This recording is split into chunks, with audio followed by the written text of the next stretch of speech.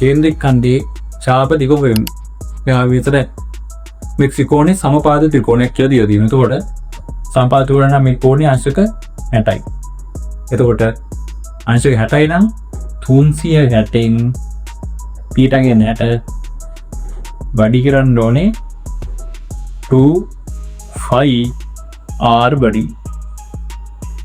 එතකොට මේක 60ට 360 කියන්නේ මෙවර 6 දිස. එතකොට එක බෙදීම 6 වැඩි කිරීම 2 වරක් 7න් 22 වරක් අරය 7යි සෙන්ටිමීටර. එතකොට 7ට 7 ගැපෙනවා 2ට 1යි 6ට 3යි. උත්තරේ එන්නේ 22 බෙදීම 3 සෙන්ටිමීටර. ඒක තමයි ඡාප දිග.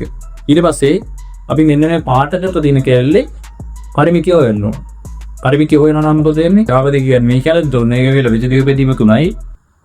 පරිමිතිය කියන්නේ මෙන්න මේ ආරයක්. ඒ කියන්නේ මේකට 7ක් විතර 3යි කියලා. ඒතකොට ඒ ගාන අදාළ දෙයක් නැහැ.